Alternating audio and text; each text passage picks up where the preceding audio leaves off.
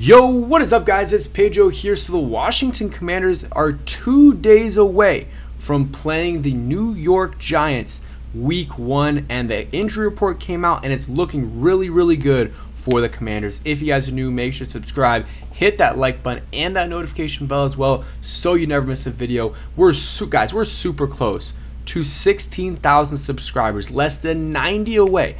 I know we can do it. I'm trying to hit it before week 1 of the season. Let's please go ahead and do it. Comment down below done if you did. So the Commanders, they got good injury news. We had a couple concerns. Noah Brown, Jonathan Jones, Dorrance Armstrong were all limited Wednesday and Thursday. Let me pull up the injury report. Also, we'll be talking about captains today. So this was the injury report on Wednesday, but it was the same thing on Thursday except for Zach Ertz's practice. It was a DNP on Wednesday, but that's a vet day off that happened all of last year.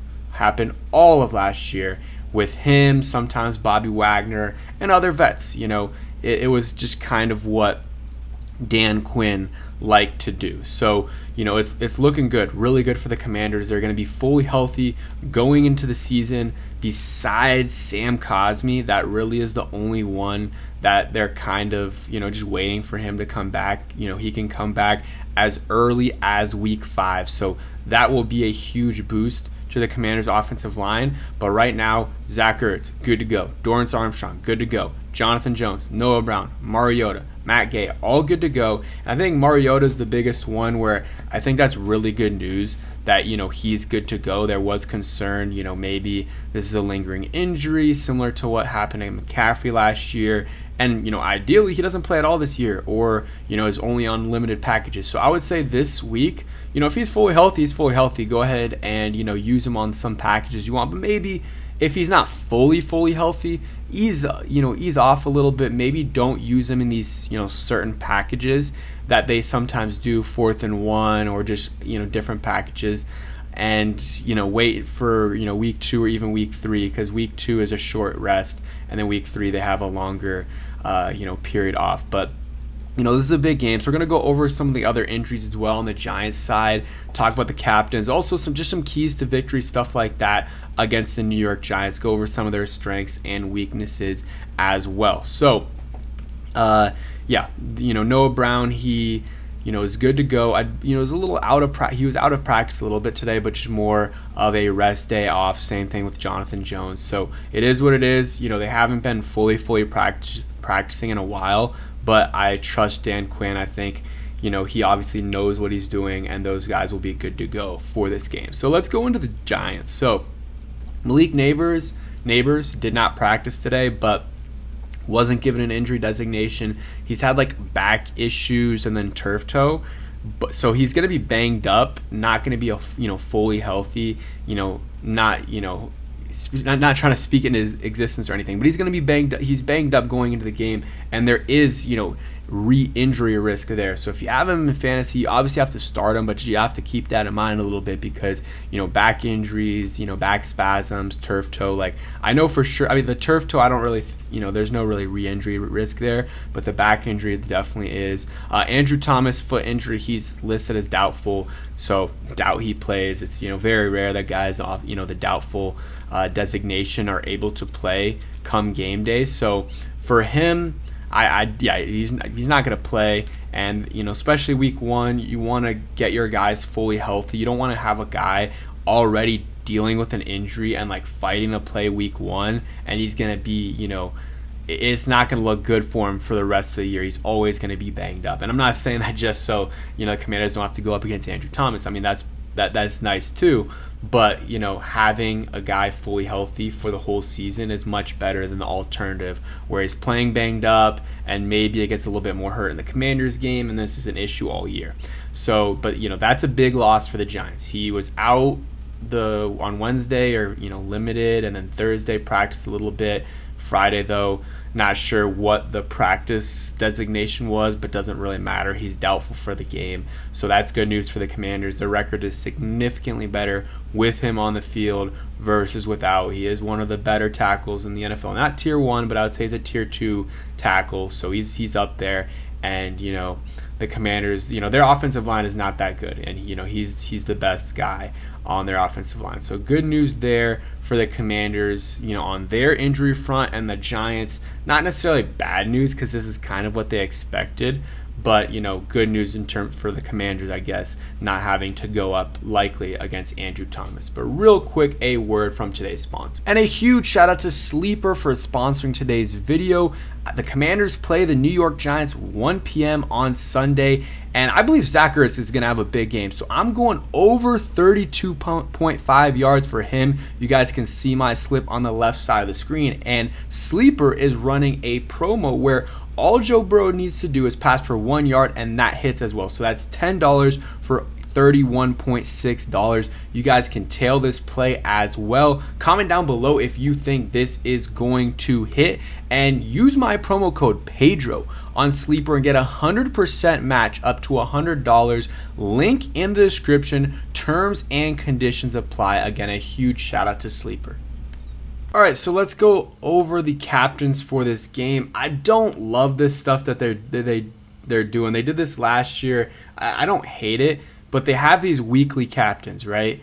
And each week it's a new captain, and there'll be some repeats over the season, but each week they kind of do a captain for that week.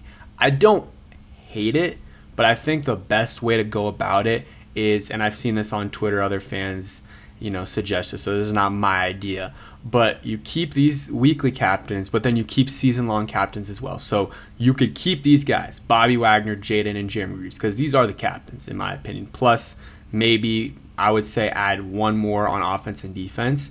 And those guys get to see on their chest for the whole season, because I think that is cool. Not only the swag, but just in general, like, it's good to have guys that are captains over the full year, guys that people look at, look up to and stuff like that. I mean, they're going to be looking up to these guys anyways, but still, you would like to see that. And, they just have 3 per week, I guess. And, it's going to be, sometimes if a player's going up against, their former team, they'll make him a captain or something like that. That's usually how it works. Again, though, I think that having 3 base captains or 6 base captains and then adding in, 2 or 3 other ones per week, it would be the way to go. And it is what it is, though. I understand what they're doing, but again, that's just my opinion there. But let's get into keys to victory. I don't have any specific ones that I didn't go and research before this, but I just want to talk about a couple things against the Giants, who I've been saying it all week. This is not like an easy gimme win. Maybe we'll blow them out. Maybe we'll win 40-10. Maybe. But this is a division rival, a division opponent, which, you're going to be rivals with, all your divisional opponents, even though there's specific ones you might hate more. It's still a divisional opponent. It's week 1. Anything can happen, and this is not a bad team. They might not have a great record this year, but they have a good defense. They have an elite wide receiver in Malik Neighbors. They have an upgrade at the quarterback position. Their running back, Tyrone Tracy, is not bad as well. So they've got players. And the Commanders are going to have to do their best to, contain Malik Neighbors. He is the only wide receiver, tight end that I am worried about at all. Everyone else, I don't care.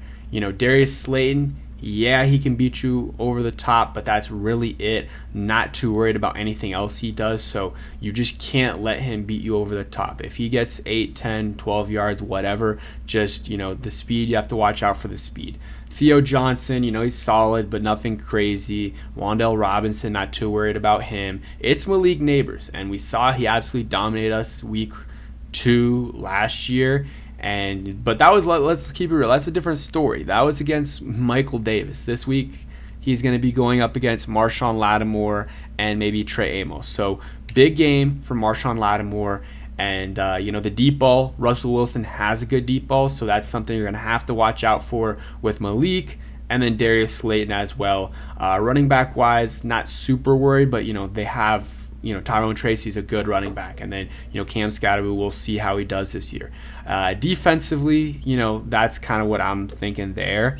Offensively, and, obviously the stuff on defense, force turnovers, all that good stuff, no penalties, stay disciplined, because Russ isn't as quick as he used to be, but he still can run a little bit, and you got to contain a little bit more than if you're playing against I don't even know, Matt Ryan. I know he's out of the league, but Matt Stafford. So for the Commanders offensively, get the ball out quick. Jaden has to. Their D-line's going to be good. Jaden can make stuff happen. He can, move around the pocket, buy some time, but still, it's a good defensive line. Dexter Lawrence, Kayvon Thibodeau, Brian Burns, Abdul Carter. Like, those guys are good. Kayvon Thibodeau, not necessarily the same caliber as those other guys, but those are some good players.